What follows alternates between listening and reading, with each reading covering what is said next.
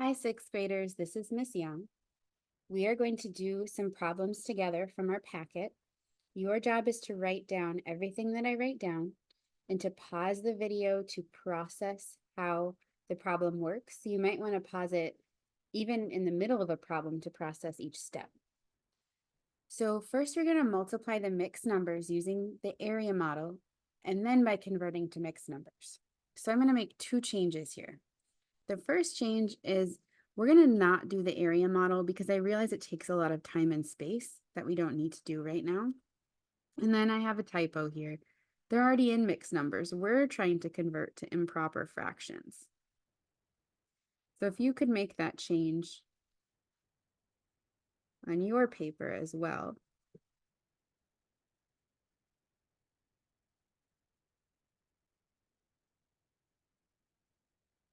All right. So our first example, we have 1 2/4 times 3 5/6. We need to change these to improper fractions. I am noticing that this 2/4 could be simplified. So I'm going to do that first. The greatest common factor of 2 and 4 is 2. You could list them out to make sure. So we are going to divide by a giant 1 to simplify or reduce the fraction. The greatest common factor is 2, so that's what I'm going to fill in. 2 divided by 2 is 1, and 4 divided by 2 is 2. So I'm going to rewrite this as 1.5 times 3 5/6. Then we want to convert each of those fractions into a mixed number. If you can do that in your head, that's okay, but I will write it out just in case. So the 1 1/2, what I'm going to do is take this 1 and this 2, and I multiply them by each other. And then I add on this 1 right here. So I have 1 times 2 plus 1, and my denominator stays the same. That gets me 3/2. Then I'm going to do the same process with my 3 5/6. So I'm going to take my 3 times 6. That's how many slices I'm getting from the 3 whole pies I have. So 3 times 6 plus the 5 slices. And our denominator, which shows us the size of the slice, that each slice is 1/6 of a pizza, stays the same. So 3 times 6 is 18, and 18 plus 5 is 23. Okay, so this step you are allowed to do in your head, but it might help to write out. So now we've converted 1.5 to 3/2, and we've converted 3 5/6 to 23/6. I'm going to show you a little trick that we are working on called cross-canceling. If you have a number that's the same in the numerator and denominator, you could find a giant 1. And as we know, anything times 1 is itself. So we can cross out that 1 or cancel it because it's not doing anything. So there's no matches in here, but I'm noticing 3 is prime, 23 is prime, 2 is prime, 6 is not prime, so I could factor it. So maybe I'll write 3 times 23. And you can put them in one fraction bar because when we multiply fractions, we go across the top and across the bottom. I'm going to copy down my 2, and instead of 6, I'm going to write 2 times 3. So because I have a 3 in the numerator and the denominator, they can cancel because they make a giant 1.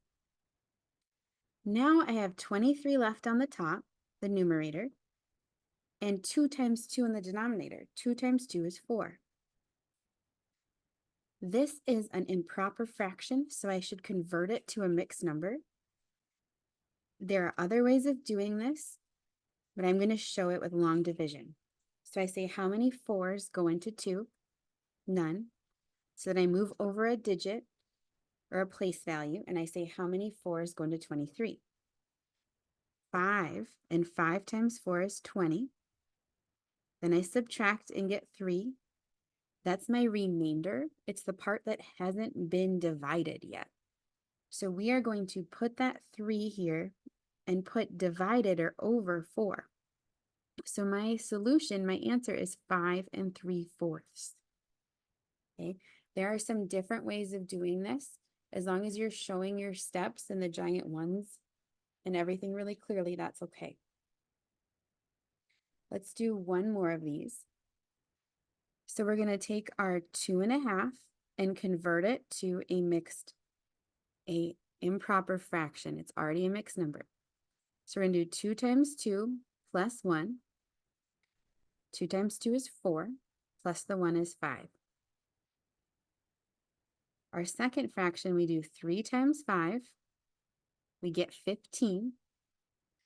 And then we add on the 4 and get 19. Here's another situation where we could do cross canceling. It saves us a lot of work. So if I multiply across the top, the numerators and the bottom, and I have one fraction, these 5s are going to end up making giant 1s, or a giant 1. And anything times 1 is itself. So I will get 19 over 2. And then I need to convert it into a mixed number. So I say, how many 2's go into 1? No 2's can go into 1. How many 2's go into 19? That would be 9. So I have 2 times 9. That gets me 18. I subtract. I have 1 left over. That's my remainder. And I'm going to take that remainder and put it over 2, my divisor. And that is my answer to that question. Okay. Try number 2 on your own. I will put the answers on Canvas, the solution, but make sure you can do that process by yourself. Number 3 is a little bit more problem solving, so try this one. Your job is to figure out what goes here, what goes here, here, and here. So that's A. And then you're trying to figure out what multiplication problem it represents, and then finish solving that multiplication problem. Let's go to the back. When you multiply by powers of 10, it moves everything one way, one digit, one place value to the left. So if we do 4 times 10, a lot of you would rightly just count 10, 20, 30, 40. When we do that, notice the 4 went from being in the 1's place to the 10's place. So here when we multiply by 10, this 5 is in the 10th's place. We have 5/10. We multiply by 10, it moves it to the 1's place. You could think of it as it moves, or that it moves the decimal 1 the other way. So we could write moves decimal left. Oops, right.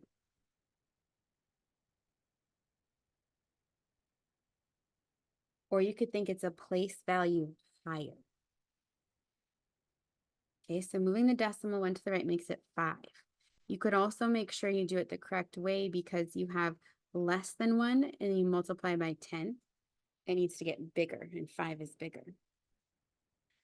47 times 100. 100 is like 10 times 10.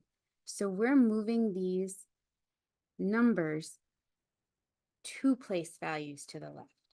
So instead of being in the 10's place, the 4 would move past the hundreds place and all the way to the thousands. A shortcut way to think of it is if there's no decimal here, we just add the amount of zeros we have here when we're multiplying by tens, hundreds, thousands, 10,000s, and so on. So make sure you try the rest of these on your own. And you can check them with a calculator on Canvas. Let's practice dividing by powers of 10. So dividing by powers of 10 moves each number a place value lower, which is to the right. Okay, but the decimal moves left. Because if you had a decimal here and you moved it to the left, That makes the number smaller. Moving the decimal to the left moves each number a place value lower. So 50 divided by 10, you could just see how many 10s go into 50 and get 5. 5 divided by 10, that's a little number divided by a bigger number. Okay, our decimal is going to move to the left. So we get 0.5 is what it looks like, but we call that 0 and 5/10. One hint is when we write 5 divided, we write divided in a fraction format by 10, we say this is 5/10 as well. Let's try this one. So if we have 47, it helps us if we place a decimal right after the ones digit. We move this 1, 2 to the left, 0.47 or 47 hundredths, because this is the hundredths place. Okay, let's go on to number 6. We'll just do a little bit of 6. So we have a fraction. I think it helps to change it to a percent first and then do the decimal.